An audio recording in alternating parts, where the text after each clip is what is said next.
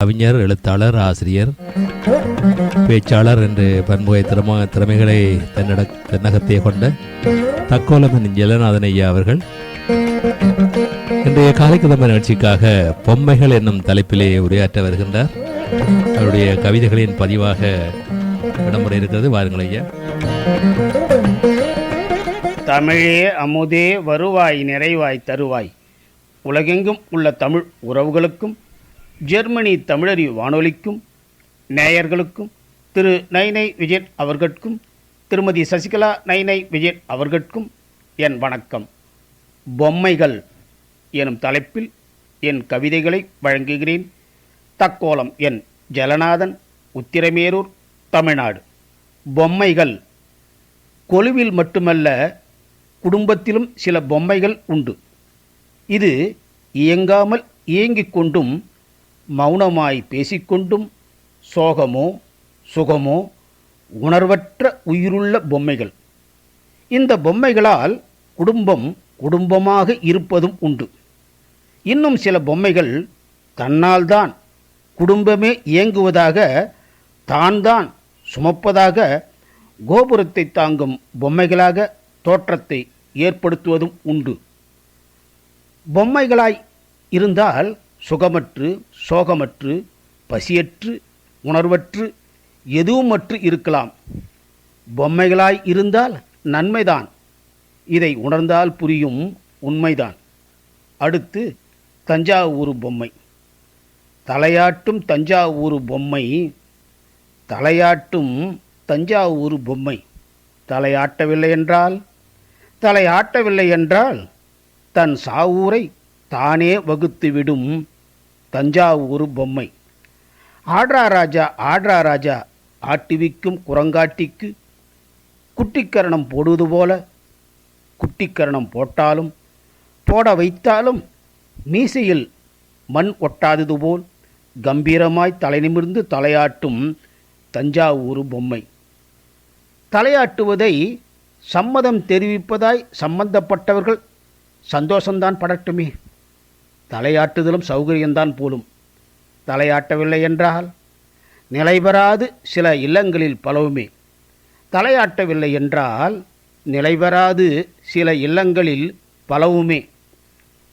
தலையாட்டும் தஞ்சாவூர் பொம்மை தகவாய் தெரிவித்தன பல உண்மை. கொலு பொம்மைகள். விதவிதமாய் பொம்மைகள் விவரமாக வச்சிருக்காங்க.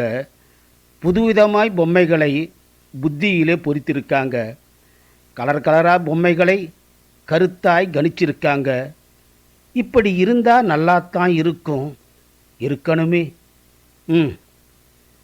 நீர் நிரம்பிய கிணறுகள் நிரம்ப இருந்ததுங்க. கொலுவில் நீர் நிரம்பிய கிணறுகள் நிரம்ப இருந்ததுங்க. வெள்ளம் போல நீர் நிறைந்து ஆறுகள் ஓடுதுங்க. பச்சை பசேல்னு வயல்கள் எல்லாம் புன்னகை சிந்துதுங்க. யாரும் மரங்களை வெட்டாததால காடுகள் களிப்பாய் தலையாட்டி காத்து வீசுவது போல் இருக்குதுங்க. வளமென்னு வளமையே வாகாய் விளக்குதுங்க. ஆலயம், மசூதி, சர்ச்சு, இப்படி இறைவனின் இல்லங்களும் இருக்குதுங்க. பூநூலும் சிலுவையும் தொப்பியும் கீதையும் பைபிளும் குரானும் இன்னும் உரிய மத சின்னங்களும் ஒன்றாய் ஒற்றுமையாய் இருக்குதுங்க. புலிக்கு பக்கத்தில் புள்ளிமானும், பூனைக்கு அருகாமில் எலியும், பாம்போடு தோழமையாய் கீரியும் இருக்குதுங்க. பரப்பன, ஊர்வன என பலவும் அமைக்கப்பட்டிருந்தன.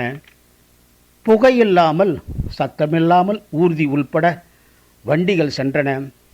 தொடர் வண்டியும் தொடர்ந்து விபத்தில்லாமல் போய்க் கொண்டிருந்தன. நாதஸ்வரம் பூபாலம் இசைத்தது. தவில் காதை கிழிக்காமல் தாளம் போட்டது. 9 சக்தியாய் 9 நாளிலும் நல்லருள் புரிந்திடும் அன்னையை வணங்குவாம் என்ற பாடலும், இறைவனிடம் கையேந்துங்கள் அவன் இல்லை என்று சொல்லுவதில்லை, இறைவனிடம் கையேந்துங்கள் என்ற பாடலும் பரிசுத்தர் பரிசுத்தர் என தூதர் பாடிடும் தொனி கேட்குதே என்ற பாடலும் அடுத்தடுத்து ஒலித்தன. அன்பு, பாசம், இன்னபிறவும் இயல்பாய் பெற்ற மனித உருவங்கள் உலவிக் கொண்டும் இருந்தன. கெட்ட போரினை வேருடன் சாய்த்தே புதியதோர் உலகம் செய்வோம் பாவேந்தரின் வரிகளும் ஒலித்தன. நல்லாதான் இருக்கும், இதெல்லாம் இருந்தா இருக்கணுமே. கொலு பொம்மைகள் கூறாமல் கூறியது. வாய்ப்பளித்த ஜெர்மனி தமிழறி வானொலிக்கு நன்றி, வணக்கம். தக்கோலம் என் ஜலநாதன், உத்திரமேரூர், தமிழ்நாடு சங்கத் தமிழ் இலக்கிய பூங்கா. ஆம், காலை கதம்பம் நிகழ்ச்சிக்காக பொம்மைகள் என்னும் தலைப்பிலே கவிதைகளின் பதிவு என்ற தனிப்பொருளிலே அருமையான ஆக்கத்தை தந்தார் தக்கோலம் என் ஜெல்நாதன் ஐயா அவர்கள். மிக்க நன்றிகள் ஐயா. மீண்டும் மீண்டும் இணைந்து சிறப்பியுங்கள். நன்றி, வணக்கம். நேர்கள் கேட்டுக்கொண்டிருப்பது காலை கதம்பம். இது தமிழருவி வானொலி, ஜெர்மனி.